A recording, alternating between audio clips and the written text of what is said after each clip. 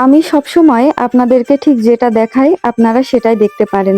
অর্থাৎ আমি যেটা দেখাবো সেটা ছাড়া আপনারা কিন্তু আমার ভিতরে আর কোনো কিছুই দেখতে পারবেন না।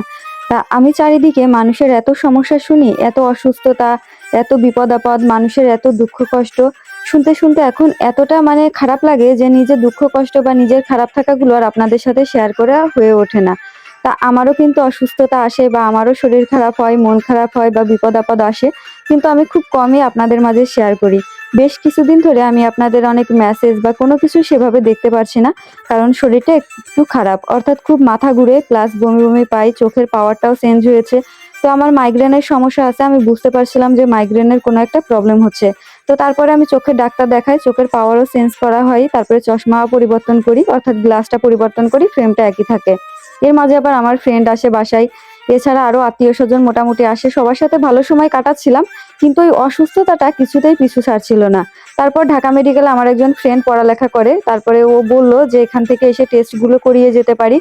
তো আমার থাইরয়েডের একটু টেস্ট করলাম। কারণ আমি ভেবেছিলাম যে ওজন কমে গিয়েছে কেন এটা একটু দেখা দরকার। কিন্তু যখন থাইরয়েডের টেস্ট করলাম তখন ধরা পড়ল যে মানুষ মোটা হয় যেই থাইরয়েড বেড়ে গেলে আমার সেটা বেড়েছে। তো হাইপোথাইরয়েড। তো বিষয়টা আসলে একটু উল্টো। আমি মানুষটাই মনে হয় এরকম। জানি না কেন জগন্নাথ দেব আমাকে এভাবে সৃষ্টি করেছে। কিন্তু আমার ওজন কমে গিয়েছে।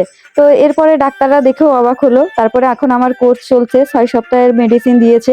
এর ভিতরে বিভিন্ন মিটিং এ যাওয়া লাগছে। সামনে আবার অনেক কাজ। আবার নতুন বছর শুরু হচ্ছে। নতুন বছর শেষের কাজ, ফাউন্ডেশনের কাজ। এই সবকিছু নিয়েই দিনগুলো চলে যাচ্ছে। তারপরেও এত অসুস্থতার মাঝেও একটা শান্তি পাই সেটা হচ্ছে আমার পতিদেবের কারণে।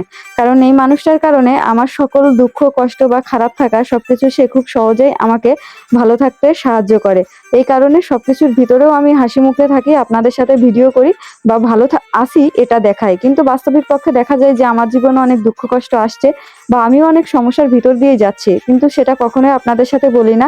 আজকে বললাম কারণ অনেকেই হয়তোবা আমার মেসেজের রিপ্লাই না পেয়ে বা আমাকে ফোন দিয়ে না পেয়ে অনেক কিছু ভাবতে পারেন বা পারছেন। তো এই কারণে আমি বিষয়টা জানালাম যে আমি বর্তমানে একটু অসুস্থ। তো আশীর্বাদ করবেন। আশা করি ঠিক হয়ে যাবে। আর দেখা যাক জগন্নাথ কি করে। আমি সবটুকু ভরসা তার উপরেই রেখেছি।